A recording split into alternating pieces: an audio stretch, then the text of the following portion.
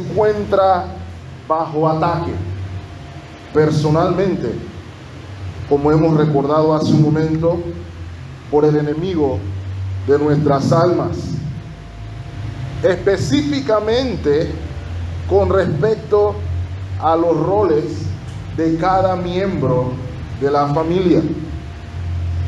Y podemos ver, sin temor a equivocarnos, en todos lados, las palabras de la serpiente en el huerto del Edén, diciendo: ¿con qué Dios ha dicho? Uno de los ejemplos más comunes de ese tipo de retórica que hemos escuchado y aún escuchamos hoy, solamente como ejemplo, hay varios. Preguntas salen al aire como la siguiente: ¿quién ha dicho que hay solo un modelo de familia? Obviamente todos sabemos cuál es la respuesta. Hay un diseño y hay solamente un diseñador. Y cuando se rechaza, mis amados hermanos y amigos, la palabra de Dios, sin duda alguna, todo lo que viene en secuencia es un colapso moral y un colapso espiritual. Y recuerden, hermanos, lo que les recordé hace un par de semanas, cuando estuve aquí por última vez. Cuando digo aquí desde el púlpito, no he dejado de estar aquí por ahora. No podemos separar la sociedad de la familia. No podemos hacer una distinción en el estado moral de nuestra sociedad o nuestra comunidad y distanciarlo del estado social o moral, mejor dicho, de nuestras familias. No hay distinción. Voy a pedirles que me acompañen a Romanos capítulo 1. Gracias, hermano. Un pasaje muy conocido, pero que describe de cuerpo entero una sociedad que ha decidido rechazar la palabra de Dios. De hecho, Romanos capítulo 1, versículo 18, nos dice que la ira de Dios, no la alegría de Dios, la ira de Dios se manifiesta contra toda impiedad e injusticia de parte de los hombres. ¿Y cuál es la razón por la cual la ira de Dios se manifiesta a toda impiedad e injusticia de los hombres? Lo vemos precisamente allí, porque detienen con injusticia la verdad. Hay un rechazo de la verdad, hay un rechazo del diseño. ¿Y cuál es entonces el resultado de esto, mis amados hermanos? Y voy a pedirle que nos adelantemos al versículo 28 para que notemos el listado, ¿ok? Y cuando lleguemos ahí voy a subrayar uno en particular que tiene que ver con lo que vamos a estar cubriendo hoy. Dice, versículo 28: como ellos no aprobaron, ¿qué cosa? No tener en cuenta a Dios. Entonces, noten que todo esto que viene es el resultado de un rechazo directo, consciente e intencional de lo que Dios ha diseñado o Dios ha establecido. Como ellos no aprobaron tener en cuenta a Dios, Dios los entregó a una mente progresista. ¿Es lo que dice su versión? No, ahí dice a una mente reprobada. Mucho de lo que hoy, mis hermanos y amigos, se considera progreso, avance, modernismo, es simple y sencillamente una mente reprobada. Para hacer cosas, sigue diciendo el texto, que no convienen. Noten lo que dice el versículo 29. Estando atestados de toda injusticia fornicación, perversidad, avaricia, maldad, llenos de envidia, homicidios, contiendas, engaños y malignidades. 30. Murmuradores, detractores, aborrecedores de Dios, injuriosos, soberbios, altivos, inventores de males. Y aquí donde quiero que subrayemos, hermano, porque aquí donde vamos a hacer énfasis hoy. Desobedientes a quienes. Haga una pausa, hermano. Noten qué curioso, ¿verdad? Esta es una lista donde pareciera que están los peores pecados de la humanidad. Y por lo general, el pecado de la desobediencia a nuestros padres, nosotros lo vemos como algo trivial, inclusive como algo normal, si me apuran. Pero vemos cómo la palabra de Dios lo distingue como una señal de una mente reprobada. 31, no termina ahí. Necios, desleales, sin afecto natural e implacables, sin misericordia. Ya que estamos en modo listas, hay otra lista que quisiera que leyeran también, mis amados hermanos, también del apóstol Pablo. Segunda de Timoteo capítulo 3. Segunda de Timoteo capítulo 3. Y voy a enfocarlo, hermanos, vamos al verso 1.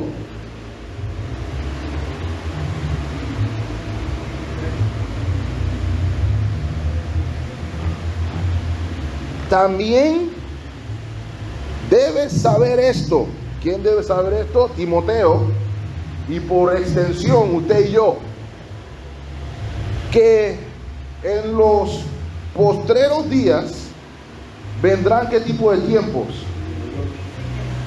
Difíciles o peligrosos, inclusive dice su versión Reina Valera. Pero ¿por qué habrá tiempos difíciles y peligrosos? Según el apóstol Pablo. Veamos el versículo 2. Porque habrá hombres amadores de sí mismos, avaros, vanagloriosos, soberbios, blasfemos. ¡Oh! Una vez más ahí vemos la frase. Desobedientes a los padres, ingratos, impíos, sin afecto natural, implacables, calumniadores, intemperantes, crueles, aborrecedores de lo bueno también, traidores, impetuosos, infatuados, amadores de los deleites más que de Dios. Y noten el versículo 5, que esta es la razón por lo que pedí que leyéramos esta lista también. ¿Qué dice el versículo 5? Que tendrán apariencia de piedad, pero que negarán al mismo tiempo la eficacia de ella. A estos debemos evitar. Noten, hermanos, hombres y hermanos, aquí por implicación, mujeres también, que están descritos aquí, pero cubiertos con una actitud de piedad, pero que en la práctica la rechazan. Ese es el distintivo, y si me apuran, hermanos, uno de los grandes problemas que tenemos los que decimos en muchas ocasiones ser pueblo de Dios. No tenemos ningún problema en reconocer e inclusive citar algunas de las verdades fundamentales de la fe. Sin embargo, es en la aplicación de esta donde negamos la efectividad de esa piedad. Y la advertencia que le da el apóstol Pablo a Timoteo es clara y dice: a estos evita. Esa es la realidad de la sociedad en la que vivimos hoy. Inclusive es la realidad de algunas familias que dicen ser piadosas. Y ante esta realidad, solamente, hermanos, hay una respuesta válida. Y la respuesta válida nos la mostró precisamente nuestro Señor Jesucristo, el segundo Adán, también lidiando con la serpiente que buscaba tentarlo al descalificar lo que Dios había dicho. En lugar de un huerto, esta vez en un desierto. Y la frase que caracterizó ese evento en nuestras Biblias, Mateo 4, es la frase: escrito está. La mayor arma en contra del con que Dios ha dicho es el escrito está. Y ese es el llamado, hermanos, que los hermanos de la Iglesia Templo Bautista de Colón queremos transmitir a la congregación. Quisiera que vayamos y apliquemos en nuestros hogares lo que dice Jeremías capítulo 6, versículo 16. Específicamente la parte A. ¿Ok? Lo leímos hace un par de semanas, hermanos, y es lo que estamos llamando a la iglesia hoy. Cada uno de nosotros. Dice Jeremías 6:16. Así dijo Jehová. No el hermano Eugene, no Jeremías. Así dice el Señor. Paraos en los caminos y miren y pregunten por las sendas antiguas cuál sea el buen camino, y andad por él y hallaréis, ¿qué cosa, hermanos? Descanso para vuestras almas. Hermanos y amigos, la familia cristiana está llamada a volver a la senda antigua. Hermano, está bien el deseo de evangelización global. Está bien impulsar las misiones, ya sea puerta en puerta, en las plazas, en los buses, donde el Señor lo disponga. Sin embargo, no debemos olvidar que la verdadera evangelización comienza en el hogar. Los cambios que nuestra sociedad requiere comienzan en el hogar. Piénselo un minuto. Aquellos que Dios les ha permitido ser padres y aquellos con la potencialidad de serlo, analícenlo por un segundo. Esa criatura, esa persona que Dios ha puesto a su cuidado, va a ser el padre de sus nietos o la madre de sus nietos y el abuelo de sus bisnietos o abuela de sus bisnietos o tataraabuela de sus tataranietos. Y me están entendiendo hacia dónde voy, hermanos. Una secuencia de individuos conectada por el lazo familiar, de acuerdo con la voluntad de Dios. De modo, mis amados hermanos, que cuando oramos por avivamiento en nuestros países y comunidades, no olvidemos pedir que ese avivamiento inicie en nosotros mismos y en nuestros hogares.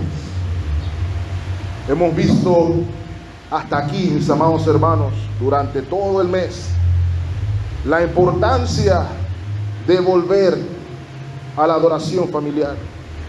Y hemos analizado los diferentes roles bíblicos, tanto de hombres como mujeres. Y probablemente usted habrá pensado, bueno, ¿de qué van a hablar hoy? Y es lógico el orden. Y probablemente usted pensó, bueno, ya le hablaron a las mujeres, ya le hablaron a los hombres, ¿cuál es la aplicación para mí? Pero quiero que noten, hermanos, que el tema que hemos de enfocarnos hoy es un rol que es prácticamente universal, el rol de hijos. De hecho, el hecho de que usted esté aquí hoy es que usted es hijo de alguien. Y ese rol de hijo no tiene distinción de género. El rol de hijo es el mismo que el rol de hija. No hay ninguna distinción y aplica a todos. No todos son mujeres, no todos son hombres, no todos son padres, no todos son madres, no todos son esposas, no todos son esposos, pero todos, de una manera u otra, somos hijos. Ya sea físicamente o espiritualmente. Todos somos hijos de alguien. Ya sea positivamente o ya sea negativamente. ¿Y a qué me refiero específicamente cuando digo positivamente y negativamente? Es que espiritualmente tampoco hay huérfanos. No existen los huérfanos espirituales. La Biblia enseña que o somos hijos de Dios por adopción o hijos de Satanás también. De modo que no hay nadie huérfano. La lección o el mensaje con el que queremos cerrar este mes tiene aplicación para todos y aplica igualmente para todos en cualquier etapa de ese llamado a ser hijo, donde sea que se encuentre. Así que sí, vamos a dedicar de manera especial el mensaje a los que son más jóvenes que están aquí. Sin embargo, la aplicación es para todos los que estamos aquí. Y hay tres cosas que quiero que veamos en la mañana de hoy, hermanos. Primero, a lo que no he dicho, el mensaje de esta mañana lo hemos titulado Hijos e hijas para la gloria de Dios. Para aquellos que les gusta tomar notas, hijos e hijas para la gloria de Dios. Y vamos a ver tres cosas, como mencioné, hermanos. Uno, vamos a ver que Dios define el rol de hijo y no el mundo. Dios define el rol de hijo y no el mundo. Lo segundo que veremos son algunos de los problemas más importantes con los que los hijos lidian y cómo afecta la relación familiar. Y tres, consideramos lo más importante, la solución del problema. Y desde ya le aviso, hermanos, que esa aplicación 3 aplica para todo lo que hemos visto durante este mes. Y finalmente, entonces, hermanos, haremos una breve conclusión. Lo primero que veremos, hermanos, es que Dios define el rol de hijo, no el mundo. ¿Y a qué me refiero con esto, mis amados hermanos? Ya vimos Y tal como lo hemos escuchado en los mensajes anteriores, Dios es quien define al hombre y a la mujer y le concede el propósito de su existencia. Ni el hombre ni la mujer encuentran propósito de vida duradero, con significado y con valor, fuera del rol y del propósito que Dios le dio. Y de igual manera, el rol de hijo está definido por la Escritura, porque es el mismo diseñador. Fue Dios quien creó al hombre y a la mujer y el que diseñó a la familia. La semana pasada, hermanos, estuvimos en casa de la hermana Stephanie, el resto de la familia y yo visitándola. Y una de las cosas que hicimos mientras estábamos comiendo y conversábamos, esperando que llegara la comida, era que pusieron una película. Era una comedia. No pudimos ver el título, no pudimos ver quiénes eran los actores, el nombre de todos, aunque algunos los reconocí.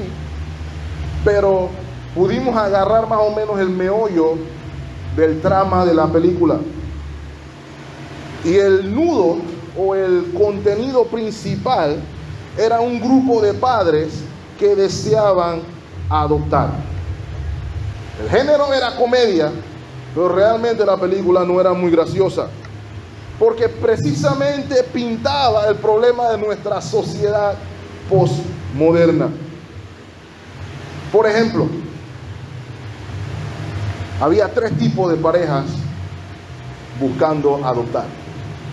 Una, la familia cristiana, la cual en la película fueron motivo de burla y escarnio por sus métodos desfasados y obsoletos y sus valores retrógrados. Así que ellos eran el chiste fácil de la película. Estaban la pareja homosexual, que representaba los principios modernos, progresistas del mundo de hoy.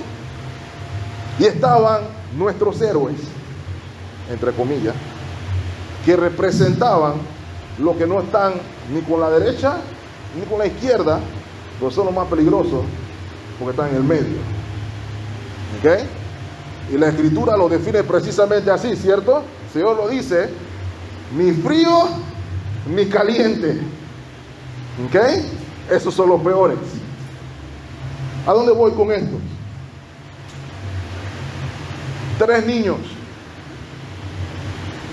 una adolescente rebelde, irreverente, faltándole el respeto a sus padres, la hija menor mal portada e indisciplinada, y el niño en el medio, el introvertido.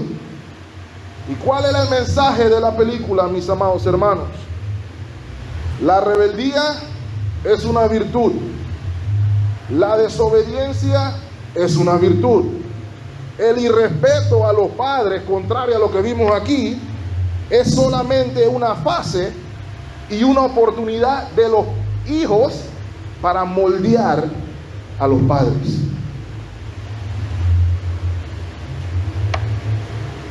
Acabamos de leer 2 pasajes que hablan de lo contrario. De hecho, el diseño, mis amados hermanos, es al revés. Son los padres los que moldean a sus hijos. ¿Con qué propósito? Como ya hemos leído, para que ellos moldeen a sus hijos y sus hijos moldeen a sus hijos. Y ustedes me entienden la secuencia. ¿Y cuál es la meta? Nos la recordó el hermano Adrián en el primero de sus mensajes. El llamado del hombre fue el de representar a Dios en la creación y sojuzgar la tierra. Y la manera de hacerlo, el instrumento para hacerlo, primordialmente, mis amados hermanos, es la familia.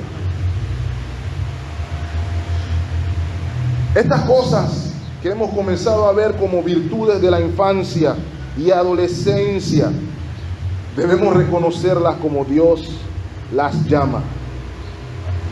El resultado de la naturaleza pecaminosa que hemos heredado de Adán. ¿Cuál es el punto, mis amados hermanos? En que la familia debe ilustrar la relación de Dios con su pueblo. Hemos visto en las Sagradas Escrituras, hermanos, que Dios se describe a sí mismo como Padre. Dios se describe a sí mismo como esposo. Y en Cristo Jesús, usted y yo, ambos, debemos entender qué es lo que esto implica. Acompáñeme a Efesios capítulo 2.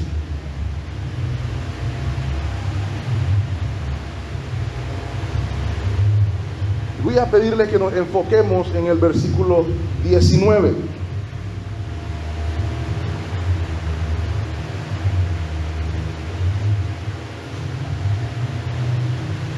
Dice el texto: así que ya no sois ni extranjeros ni advenedizos, sino conciudadanos de los santos, ¿y qué cosa más? ¿Y miembros de qué cosa? Miembros de la familia de Dios, donde se implica aquí que Dios es el Padre de todos, nosotros sus hijos, la iglesia en relación para con Dios es su esposa y nosotros somos hermanos. De modo que vemos un parámetro a cultivar dentro de nuestros hogares. Y esta relación con Dios, mis amados hermanos, creo que es importante que lo entendamos, está basada en dos cosas que hemos de ver dentro de un momento: amor y sumisión voluntaria a Dios, de la cual Cristo es el ejemplo. ¿En qué se caracteriza su relación con Dios? Usted ama a Dios y voluntariamente se sujeta a su voluntad. Ese es el principio, ese es el combustible y esa es la referencia para todas las relaciones familiares. De modo que es Dios y no los parámetros del mundo lo que definen cómo se debe comportar un hijo, o cómo se debe comportar una esposa, o cómo se debe comportar un esposo, o cómo se debe comportar un padre o una madre. Es Dios, hermanos. Y quiero recordarles esto antes de avanzar, porque estamos en una época donde las voces se incrementan en que todo lo que Dios dijo que era bueno, ahora es malo. Y no debe sorprendernos entonces que nuestra sociedad esté como esté. No debe sorprendernos. Es Dios el que define los roles, inclusive el de hijos. Punto 2. ¿Cuáles son aquellos problemas que son más importantes que quisiéramos mencionar hoy? Y permítame decir, hermanos, si lo que mencioné hace un momento es cierto, no podemos evitar hacernos la pregunta: ¿cuál es el problema? Esa es la pregunta lógica. Si la sociedad nos está diciendo una cosa y la sociedad se ve diferente a lo que Dios dice, ¿de dónde sale el problema? ¿Cuál es el problema? Ahora, hermanos, hay una respuesta corta y hay una respuesta larga. Y yo voy a dar las dos. ¿Ok? ¿Cuál es el problema? La respuesta corta es el pecado. El pecado es el problema, no solamente de la familia, sino de la humanidad entera. El pecado arruinó nuestra relación con Dios. Y de igual manera el pecado arruinó nuestra relación con los demás, todos los demás, mi prójimo, que implica inclusive madre, padre, hijo, esposo y esposa. Todas estas relaciones se han visto afectadas por el pecado.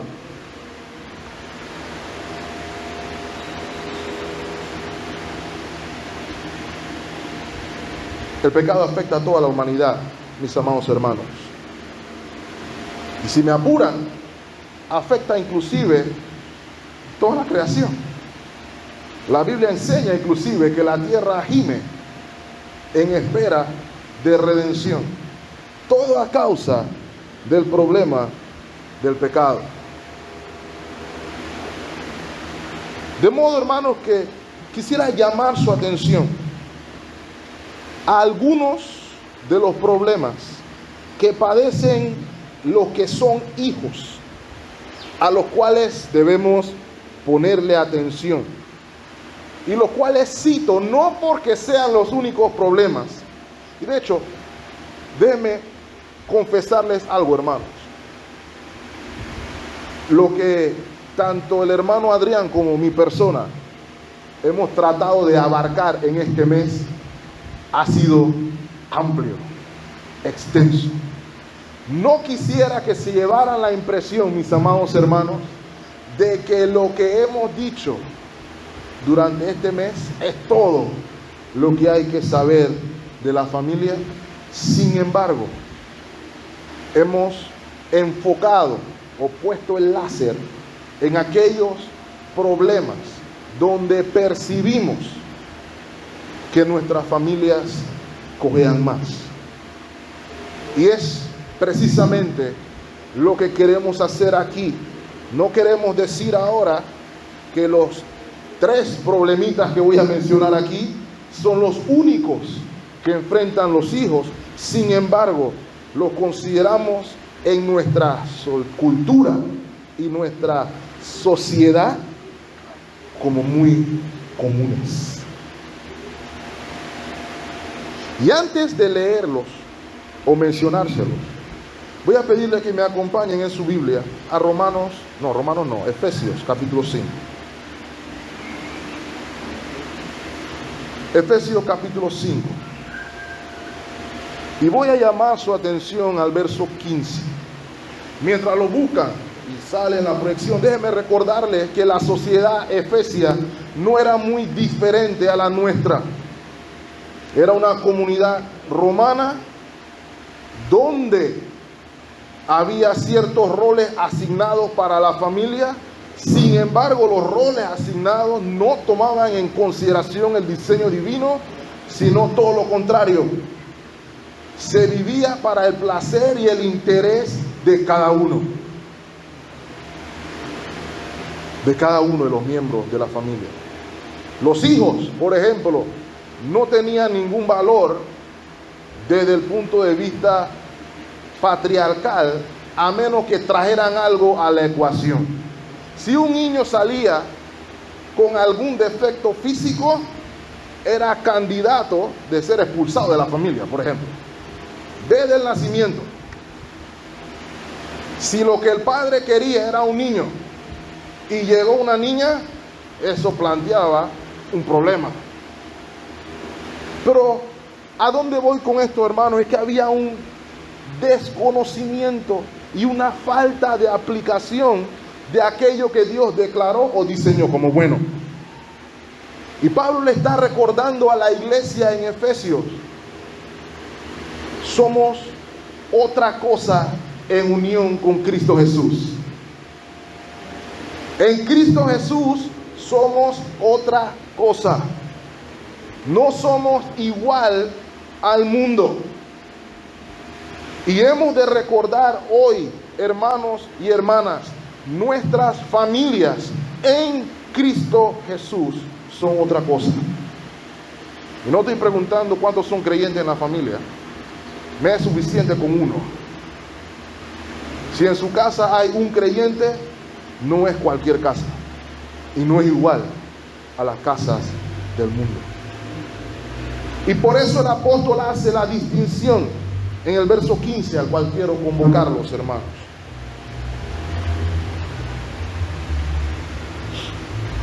Pablo exhorta a la iglesia, recuerden, mirad pues con diligencia, ¿qué cosa?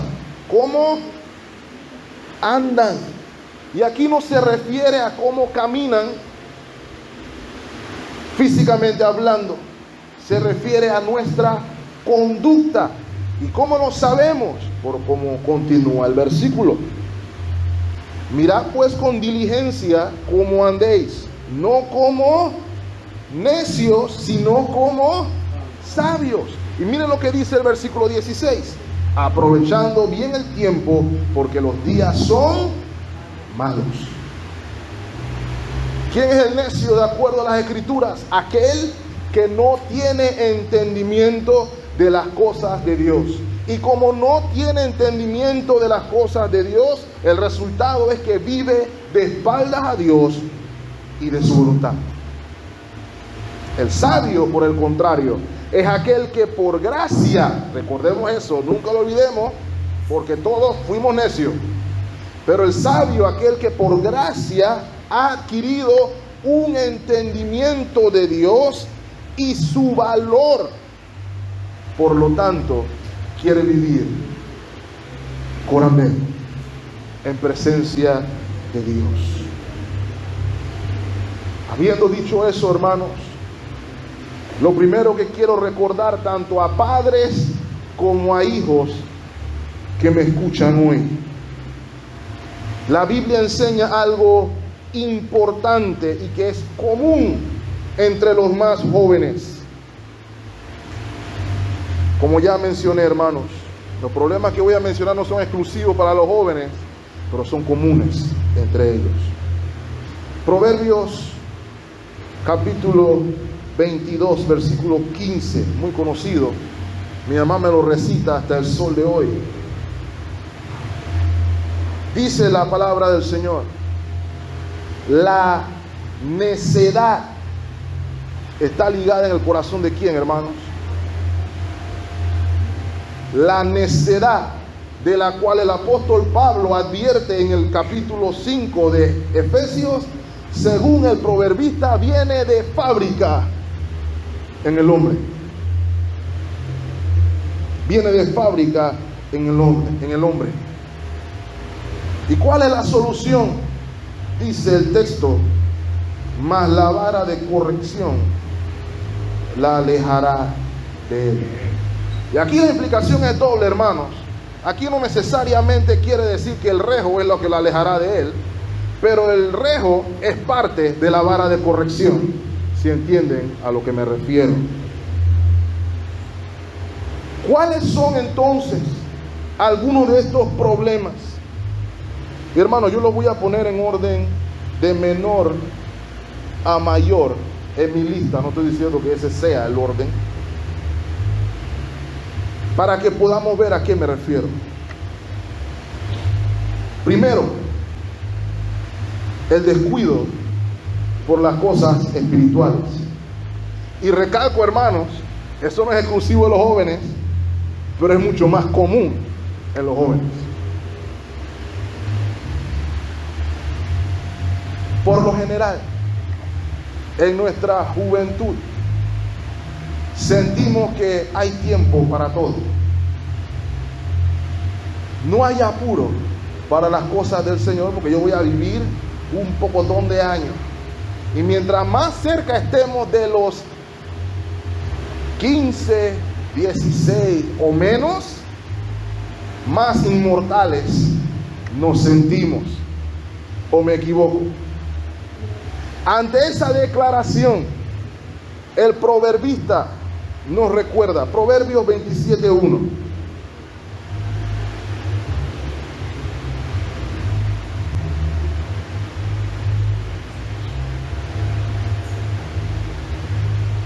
Proverbios 27:1 da un consejo importante para todos, pero que queremos enfocar específicamente en nuestra juventud. Dice el texto: no te jactes del día de mañana. ¿Por qué, hermanos? La respuesta está ya dada. Porque no sabes qué dará de sí el día de mañana. Otro autor de la Escritura nos recuerda que el día de mañana no es prometido para nadie. Pero algo que tenemos los que decimos ser jóvenes es que siempre hay un mañana y que las cosas pueden esperar. Pero eso no es lo que enseña la Biblia. No siempre hay un mañana. Y a nadie, y sobre todo, nadie te prometió un mañana. ¿Ok? Entonces vivir descuidando las cosas espirituales, aún dentro de un hogar cristiano, tiene consecuencias devastadoras. Todos somos familiares con la historia de Lucas 10 de Marta y María. De hecho, nuestra iglesia llamó su unión femenil en virtud de estas dos hermanas. Y hay algo que recordamos de la historia de Marta y María.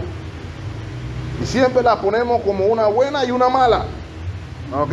Nada más por esa historia. Pero debemos recordar, hermanos, que las dos eran creyentes. Pero a dónde me quiero enfocar aquí era dónde estaba la prioridad de una y dónde estaba la prioridad de la otra. Lucas 10:42 nos resume la historia. ¿Estaba haciendo algo mal Marta por ser hacendosa y querer tener su casa limpia? No. El problema es que el Señor estaba en la casa. Y hermano, cuando estoy diciendo el Señor, estoy diciendo el Señor. ¿Ok? Muy poco de nosotros podemos imaginarnos algo así en la carne. En el espíritu todos los días, pero en la carne no. ¿Ok? El Señor estaba en la casa.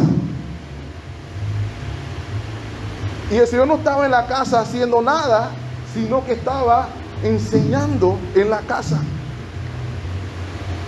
¿Cuál debía ser la actitud de Marta? Yo tengo que sentarme también a los pies del Señor. Pero eso no fue lo que escogió Marta. ¿Qué dice el versículo 42? Noten las palabras sabias de nuestro Señor Jesucristo, que es la que quiero recordarle a nuestros jóvenes. Se las estoy repitiendo a mis hijos y espero que las repitamos a todos que veamos. ¿Cuántas cosas son necesarias, hermano? El mundo en el que vivimos nos ha hecho pensar: yo necesito dinero, yo necesito una esposa, yo necesito un carro, yo necesito salud. Voy a hacer ahora un poquito más para atrás. Yo necesito un PlayStation, yo necesito un celular, yo necesito una novia. Y voy a echarlo más para atrás. Yo quiero un juguete, yo quiero un caramelo. Y usted podrá pensar todo lo que uno considera que es necesario para vivir. En todas las áreas de la vida uno considera que necesita muchas cosas. Pero ¿qué está diciendo el Señor Jesús? Una es necesaria. ¿Qué quiere decir eso, hermano? Necesario significa que hay algo con el cual no puedo vivir. Eso es necesario. Y el Señor está diciendo que es una. Y es lo que tendemos a despreciar. Es lo que tendemos a descuidar. Y más aún en los días de nuestra juventud. No en vano recuerda el proverbista, el predicador: acuérdate de tu Creador cuando, en los días de tu juventud, antes de que vengan los años en que digas: no tengo en ellos contentamiento. Uno de los problemas más grandes que afectan a los que decimos ser hijos grandes o pequeños, es el descuido de las cosas espirituales, los asuntos de nuestro Padre. El Señor Jesús, con 12 años en el templo, la primera pérdida que se le da a su padre, y no lo encontraron en un lugar de videojuegos o en una tienda de caramelos, donde usted pensaría encontrar a un niño de 12 años que se desaparece. Yo sé que si mi hijo de 14 y mi hija de 12 se desaparece, yo más o menos tengo una idea de dónde lo voy a encontrar, y sé cuál es el último lugar donde lo voy a encontrar, si me entienden a lo que me refiero. ¿No será por eso que pasaron varios días José y María buscando al Señor y no lo encontraron? Pero lo encontraron en el templo. Y lo que dice el Señor Jesús con 12 años es que me es necesario estar en los asuntos de mi Padre.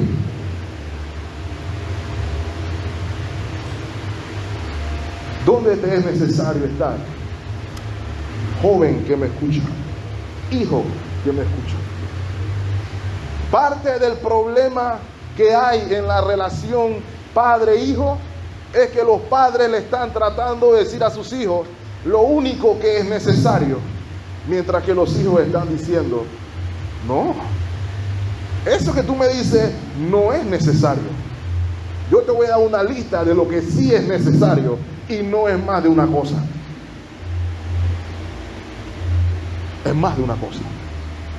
Por ahí comienza, mis amados hermanos, un descuido de las cosas espirituales. Permítanme recordarles, amados jóvenes y hermanos que me escuchan, ¿dónde está nuestro tesoro? Ahí está nuestro corazón. De la abundancia del corazón habla la boca. Ahí se ve dónde están nuestras almas. Y ligado a ese descuido de las cosas espirituales, encontramos entonces un amor por lo perecedero y un desprecio por lo eterno. Hermano, quiero que vean la advertencia que hace el apóstol Pablo a Timoteo. Segunda de Timoteo 3, 4.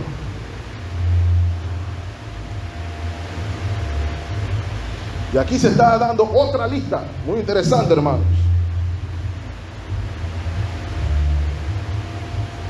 Segunda de Timoteo 3, verso 4. Vamos del 1, si es tan amable. Ya lo leímos, ¿verdad? Los postreros días, tiempos peligrosos. ¿Por qué? Ya vimos la lista. Adelántate al versículo 4, mi hermano. Gracias. Dentro de la lista están aquí un grupo interesante. Note: traidores, impetuosos, infatuados, y aquí está lo que quiero remarcar: amadores de ¿qué cosa? De los deleites más que de Dios. ¿A dónde voy con esto, hermanos? ¿Cuál es el pecado aquí? Amar los deleites. Hay un problema con disfrutar tiempo con la esposa. ¿Diríamos que eso es un deleite? Claro que sí. No hay ningún problema con disfrutar tiempo con la esposa. Un tiempo de una comida familiar agradable con todos los delicatessen y manjares que nos gusten. ¿Es algo malo deleitarse en eso? No. Lo llamativo del pasaje, hermano, es de que hay personas dentro de esta lista que se deleitan en cualquier cosa más que en Dios. Más que en Dios. Ese es uno de los problemas que lidia nuestra juventud. ¿Cuál ha sido la solución que hemos encontrado a ese problema? Vamos a traer a la iglesia las cosas en que los jóvenes se deleiten, para que como resultado ellos encuentren deleite en Dios. ¿Escucharon esa operación matemática? Esa es la fórmula matemática. ¿Okay? ¿Qué es lo que les gusta a los jóvenes? Bailar, internet, coreografía, chiste, juego. Bueno, chiste, juego, igual Dios. Ok, chiste, juego para todo el mundo. Pero no hemos atacado el problema. La pregunta al joven no es ¿por qué te gusta nada más bailar y saltar? La pregunta no es esa. La pregunta es ¿por qué nada más te gusta saltar y bailar y Dios te da sueño?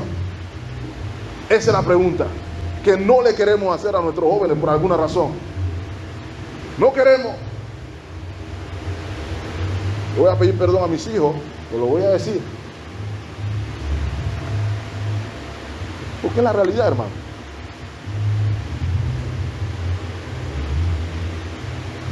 ¿Saben lo difícil a veces que es lograr que nuestros hijos se sienten a escuchar 30 minutos, 1 hora, la palabra de Dios? Y todos los ataques que le dan en el momento que están escuchando la palabra de Dios. Sueño, hambre, pereza, taquicardia, gana de orinar, diarrea, todos los síntomas le dan en ese momento.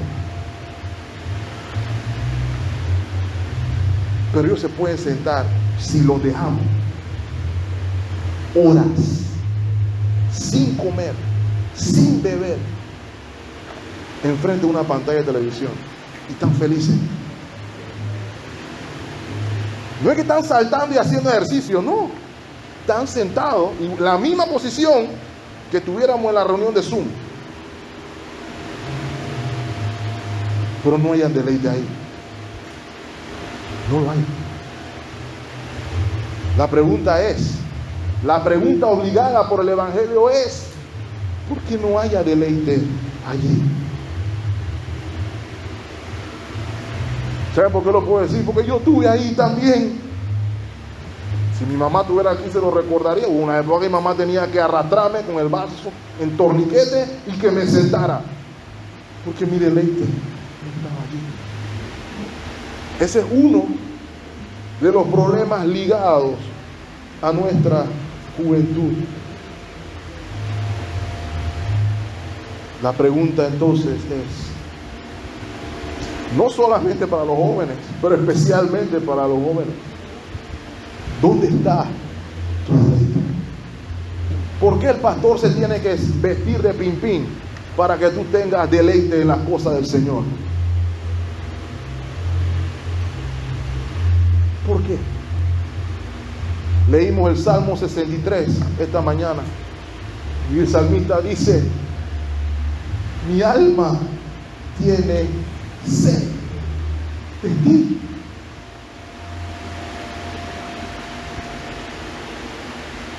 Y la sed es un acto reflejo. Se sacia con una cosa: agua. Y cuando usted tiene sed, usted busca agua. Y cuando prueba el agua fría de la nevera, todos hemos hecho esa expresión: hay un deleite ahí. Y a veces no tiene que estar ni fría, hermano. Todo depende de cuánto tiempo se lleva. El punto es que el agua sacia la sed, y en la saciedad hay deleite. Eso es peligroso, jóvenes. Lo digo con amor, eso es vivir en necedad. Y ya veremos la solución, pero eso es vivir en necedad. ¿Cuál es el segundo problema que quiero mencionar aquí, hermanos? Es el problema del orgullo. ¿Sí? Los adultos sufrimos de orgullo también, pero los hijos también. Sentimos que porque somos jóvenes lo sabemos todo. Y una persona de 40 años, una persona de 50 años, no puede saber más que yo, porque él vivió hace somos 200 años y yo vivo en el siglo XXI y yo sé más. Actitud que promueve desobediencia. Actitud que promueve rechazar consejos sabios. Y sobre todas las cosas, actitud que enoja a Dios. Lo cantamos hace un momento, Salmo 138:6. Dice que Dios al altivo lo mira de lejos, pero da gracia a quienes, a los humildes. Santiago 4:6 nos recuerda que a Jehová Dios resiste a los soberbios y da gracia a los humildes, es lo que dice Santiago 4:6. Dice la Biblia también que abominación es a Jehová todo altivo de corazón. La Biblia también enseña que el Señor aborrece a los ojos altivos. Proverbios 21:4 nos dice que altivez de ojos y orgullo de corazón son pecados. Finalmente, Salmo 119, versículo 21 nos dice que Dios reprende a los orgullosos. De modo, mis amados hermanos, que el orgullo es padre de muchos males. ¿Lo vimos en el carácter del hijo pródigo o no? Dame lo mío, que me voy a vivir como yo quiero la vida. Esa fue, en pocas palabras, la frase que dijo el hijo pródigo. Por eso había tanto dolor en el corazón del padre. El hijo pródigo, teniéndolo todo, dice que podía vivir mejor de otra manera. Y bueno, el Señor tuvo que romper su orgullo, como cuenta el relato. Pero esa tendencia orgullosa es la que hace daño y afecta a los jóvenes, tanto como a los adultos. Pero comienza desde temprano. Hay algo que pudiéramos llamar, hermanos, inclusive el orgullo fariseico. ¿Recuerdan la oración del fariseo? Gracias, Señor, porque yo no soy como fulano de tal. ¿Ok? Algunos hijos consideran que los padres tienen que ser agradecidos con ellos porque no son tan malos como los hijos de fulana de tal. ¿Me entienden a dónde voy? Ese no es el principio, hermanos. El orgullo está afectando a nuestra juventud. Y lo hace desde el día de la caída, hermanos. ¿Ok? El momento en que Eva vio el fruto y dijo que era agradable para la vista y para obtener sabiduría, fue cuando le dijeron, podrás ser como Dios. Eso lo cambió todo. Y para muchos de nosotros lo es aún hoy.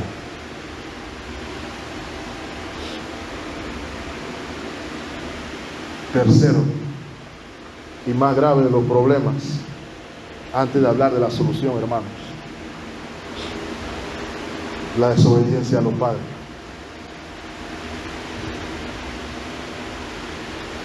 Lo tomamos a la ligera. Sin embargo, acabamos de ver dos listas de ejemplos bíblicos donde se relacionan juntos con pecados que podríamos considerar de gravedad, pero por el engaño del enemigo lo hemos visto como algo normal, inclusive algo para aprender una lección. Sin embargo, mis amados hermanos, las consecuencias de la desobediencia a los padres es nefasta. Y vamos a hacer la aplicación. Recuerden que hablamos al inicio de que la familia es un reflejo de la relación de Dios con su pueblo. Y hermano, yo no sé cuántos años tendrán todos los aquí reunidos en general, pero por lo menos yo sé que las veces que yo he desobedecido a Dios voluntariamente, nunca me ha ido bien. Yo no sé si alguien podrá dar algún testimonio de que una vez yo desobedecí un mandato directo de Dios y me fue bien. Si fuera de apostar, estaría prácticamente dispuesto a hacer la apuesta de que nadie puede decir: desobedecí a Dios y me fue bien. Sin embargo, algunos de nosotros, tanto grandes o pequeños, tomamos a la ligera desobedecer a Dios. Y no solamente lo tomamos a la ligera, sino que esperamos que nos vaya bien, y cuando nos va mal, Dios tiene la culpa. Así somos los hijos adultos de Dios muchas veces. Y de igual manera, así son los hijos que desobedecen a sus padres. Grave. Precisamente por el problema o la desventaja que viene el niño o el joven al mundo, la necedad viene pegada al cuello. Y el padre que la ve trata de orientar a su hijo en la palabra, refiriéndome específicamente a padres piadosos ahora. El caso de los padres no piadosos es ligeramente diferente, sin embargo el principio se mantiene: la obediencia a los padres. ¿Alguna vez, hermano creyente que me escucha, ha sentido usted que Dios lo quiere perjudicar? ¿Alguna vez ha sentido que Dios quiere su mal? La respuesta es que no. Y usted puede que lo sienta. Sin embargo, la Escritura nos enseña una cosa interesante. Romanos 8 nos recuerda que algunas cosas ayudan a bien a todos los que aman al Señor. Dice: todas las cosas ayudan a bien. Palabra de Dios. La pregunta es: ¿lo creo o no? Y por eso mencioné, hermano, que la aplicación aplica, valga la redundancia, para hijos grandes, hijos chicos, hijos espirituales o hijos físicos. En nuestra necedad pensamos que nuestros padres nos quieren perjudicar. Hay pocas cosas de las que me arrepiento no haberle dicho a mi padre, pero si hay algo que me da gusto haberle dicho antes de que el Señor se lo llevara, pues darle las gracias, porque yo pude ver de repente muy grande que Él estaba obrando por mi bien, y que cuando me pedía obediencia no era para hacer un despliegue de poder y de autoridad, sino porque quería mi bien. Pero nuestra necedad impide que podamos ver el bien de Dios o el bien de nuestros padres. Entonces, noten que la solución del problema, que es el punto 3, no viene siendo: deja de ser necio, sino que la solución que va a dar el apóstol es: obedece a tu padre. La solución que da el apóstol al problema es: obedece a tus padres. Y dice el versículo 1 del capítulo 6. Quiero que recuerden, hermano, cuál es el contexto. Pablo está hablando a la iglesia en general, y la lección tiene que ver precisamente con las relaciones en el hogar. ¿Ok? Capítulo 5, versículo 22 hasta el capítulo 6, versículo 20, diría yo, tiene que ver con las relaciones entre seres humanos, y específicamente hasta el versículo 4 del capítulo 6 habla de las relaciones en el hogar. Y quiero que noten cuál es la instrucción para los hijos. Hijos, ahora hago una pausa. Y discúlpenme que hay que decir esto. ¿No se han dado cuenta que Pablo está esperando que los hijos lean la carta? O escuchen la lectura de la carta, mejor dicho. ¿Ok? Ese concepto que tenemos de que los niños no pueden escuchar la palabra de Dios por algún problema, no es bíblico, hermanos. Es algo en lo que tenemos que evolucionar también.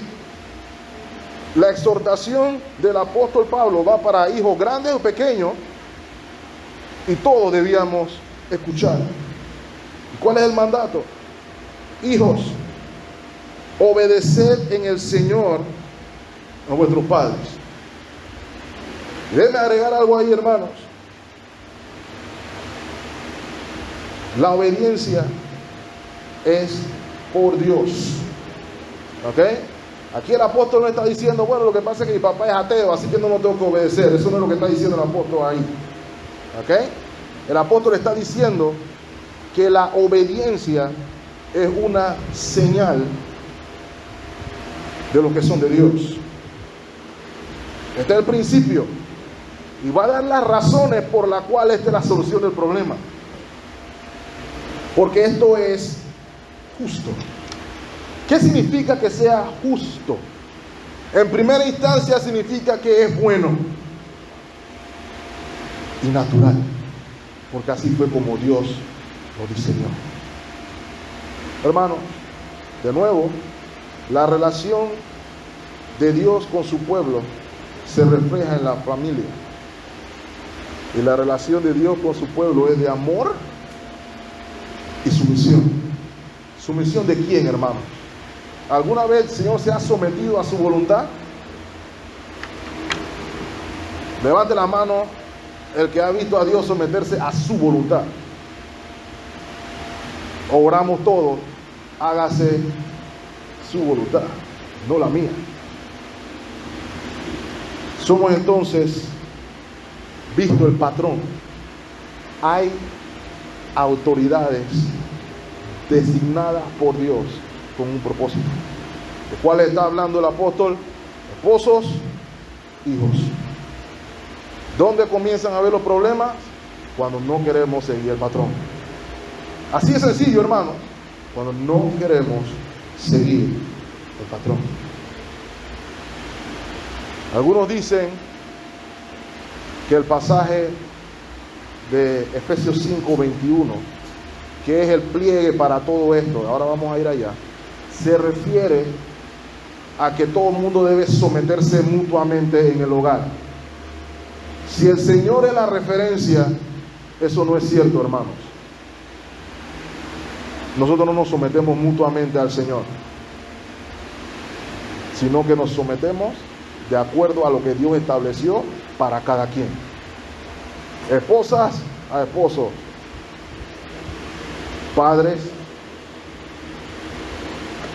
hijos a padres. Esa es la jerarquía, esa es la escala de autoridad. ¿Por qué? Porque es bueno. ¿Y por qué es bueno? Porque Dios lo dijo. ¿Y por qué? Porque Dios lo hizo. Y la referencia de bueno o malo no es lo que diga, como ya he mencionado, hermano, la doctora Polo, o lo que digan en Hello, o lo que digan en cualquier programa de televisión o en cualquier libro. Lo que Dios dice que es bueno y punto. ¿Por qué el hombre tiene que ser la figura de autoridad?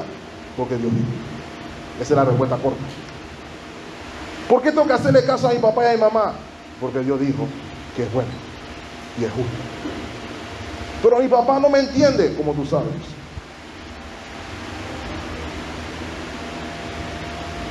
No nos podemos equivocar, hermanos, si obedecemos a Dios. La primera razón, hijos, es porque es justo. ¿Ok? La prueba de que es justo y lo que Dios requiere es porque el apóstol Pablo cita un mandamiento. Honra a tu padre y a tu madre, que es el primer mandamiento con promesa. Ahora, hermanos, ahí hay ese pasaje lo repetimos mucho, pero no es cuantitativamente el primer mandamiento con promesa. De hecho, en el Decálogo, antes que este, hay un mandamiento general que Dios promete bendición o maldición en virtud de la obediencia, hablando con respecto a lo de las imágenes. ¿Pero a qué se refiere entonces el apóstol? Está hablando más que nada cualitativamente. ¿A qué me refiero con cualitativamente? Es un mandamiento importante, en especial para los hijos. ¿Ok? En especial para los hijos. ¿Por qué? Ya lo dijimos, la necedad viene atada al cuello del muchacho. Entonces el Señor dice: obedece a tu padre y a tu madre para que te vaya bien, dice el apóstol, y teas de larga vida sobre la tierra. ¿Cómo es eso posible? Hermano Yujin, yo veo pelados que le mientan la madre a la mamá y hacen de toda clase de problemas y te va bien. Bueno, eso no es lo que se está refiriendo el apóstol. Ciertamente no es solamente si obedezco a mi padre o mi madre lo que define cuánto tiempo voy a vivir. Sin embargo, el principio general es que en obediencia a mis padres me va a ir mejor a que si desobedezco a mis padres. Esa es la importancia del mandamiento, en resumidas cuentas. ¿Ok? Cuando un hijo vive en desobediencia a sus padres, está viviendo en lo que se llama disolución, en rebeldía, y eso por lo general trae problemas. Inclusive puede traer la muerte. Lo segundo que debemos notar aquí, hermanos, es que el mandamiento es parte de la ley moral. ¿Se dieron cuenta de eso, hermano? El hermano Adriano lo recordó. Mi relación con mi padre y mi madre, sea quien sea, está directamente ligada a mi relación con Dios. Directamente ligada a mi relación con Dios. Aun cuando yo no esté viviendo en la casa, aun cuando yo tenga 4 hijos, mi relación con mi madre habla de mi relación con Dios. Es parte de la ley moral de Dios. ¿Cuál es el propósito? Su mal, su dolor, su agonía, su sufrimiento. Todo lo contrario. Todo lo contrario.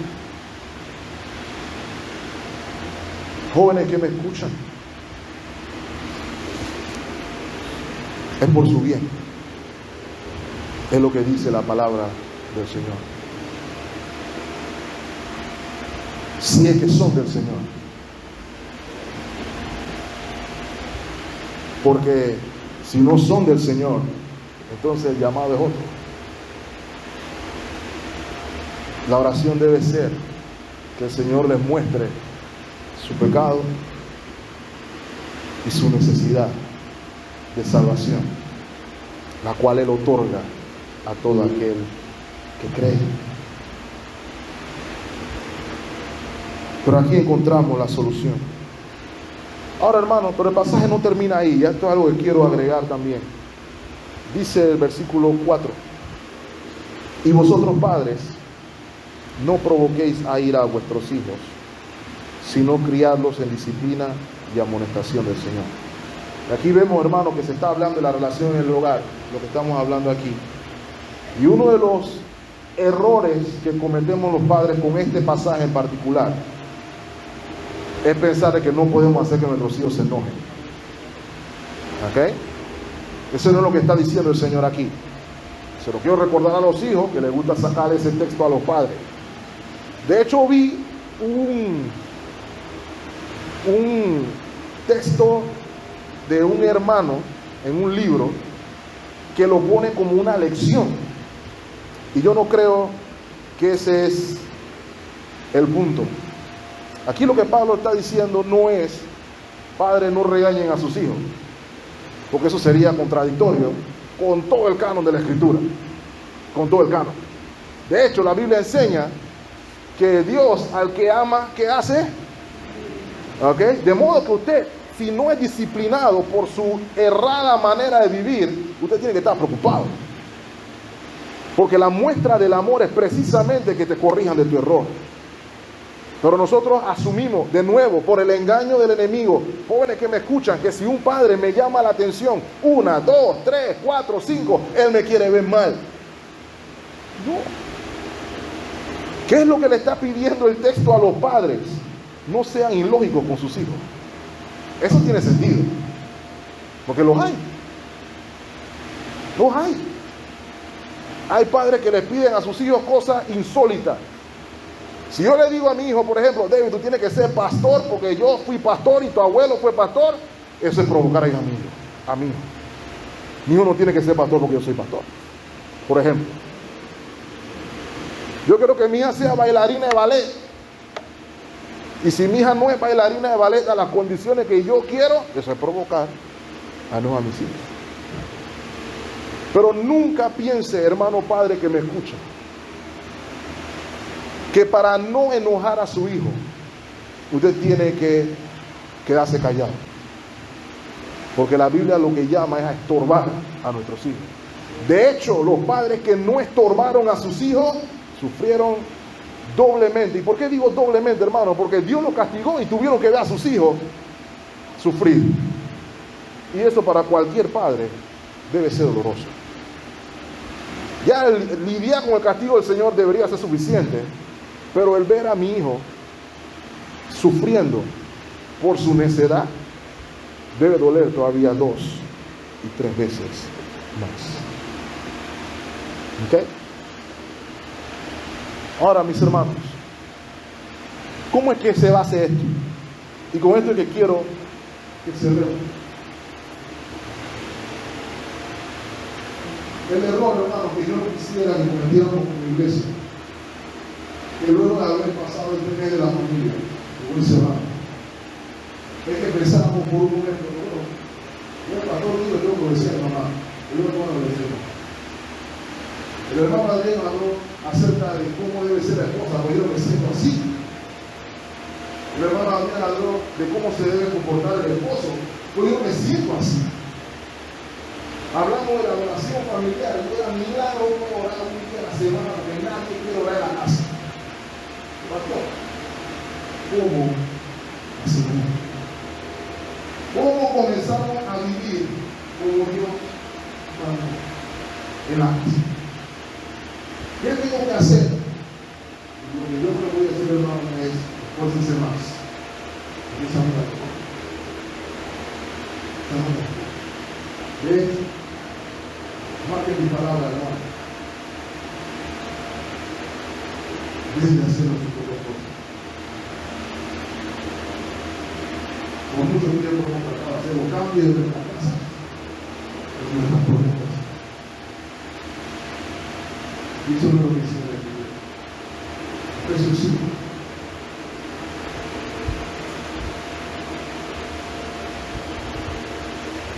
Versículo 18. Recuerden, hermano, Pablo estaba hablando a la iglesia y le estaba recordando precisamente lo que eran en Cristo. ¿Okay? Lo que era en Cristo. El cambio que hay en Cristo. Vayas al 17, por favor. Luego de haber exhortado a comportarnos como sabios y no como necios, debemos ser entendidos de cuál es la voluntad del Señor, dice el versículo 17. ¿Cómo es eso posible?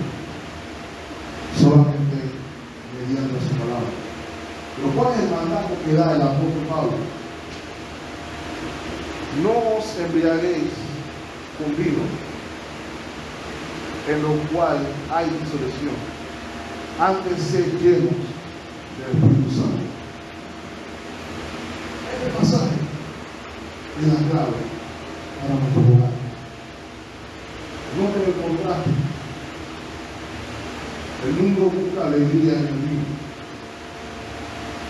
El creyente busca la alegría en el dador de la alegría. El gozo real proviene del conocimiento de Dios. ¿Okay? Y la llenura que necesitamos, hermano, es la llenura del Espíritu Santo. ¿Cuál ha sido nuestro problema, hermano? Que entendemos que la llenura del Espíritu Santo es tírate al piso, grita, salta, haz cualquier clase de espectáculo para que se sienta que estás lleno del Espíritu Santo. Pero no. Ahí lo dice. ¿Cómo se ve la llenura del Espíritu Santo? 19. Hablando entre ustedes, ¿cómo? Con salmos, con himnos y cánticos espirituales, y alabando al Señor en vuestros corazones. Versículo 20. Dando siempre gracias por todo. ¿A quién? Al Dios y Padre, en el nombre de nuestro Señor Jesucristo. ¿Saben qué más dice? Versículo 21. Someteos unos a otros en el temor de Dios. Eso solamente es posible en el poder de Dios. Solamente es posible en el poder de Dios. ¿Cómo debe ser el sometimiento que viene en el poder del Espíritu? Someteos unos a otros en el temor de Dios. ¿Cuál es el punto aquí? ¿Cuál es el principio de la sabiduría, hermanos? El principio de la sabiduría es el temor de Dios. Jóvenes, el principio de la sabiduría es el temor de Dios. Cuando hay temor de Dios en el corazón, todo lo demás cambia. Padre, antes de pedirle, escúcheme, antes de pedirle sumisión a su esposa, sométese a ti. Esposa, antes de pedirle sumisión a sus hijos, sométese a ti. Hijos, antes de someterse o a pedirle algo a sus padres, sométese a ti. En la medida que cada parte de la familia se someta a Cristo, por los hijos.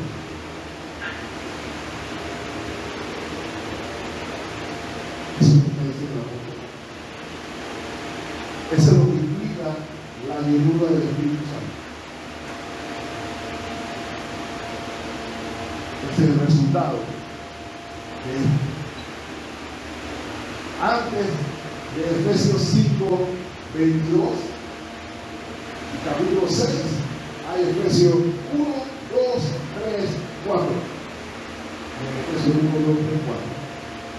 Se lo dice por el Espíritu, que nos habla de nuestra actividad. Tenemos dificultades en nuestra familia, estoy seguro de eso. Tenemos luchas en nuestra familia, estoy seguro de eso.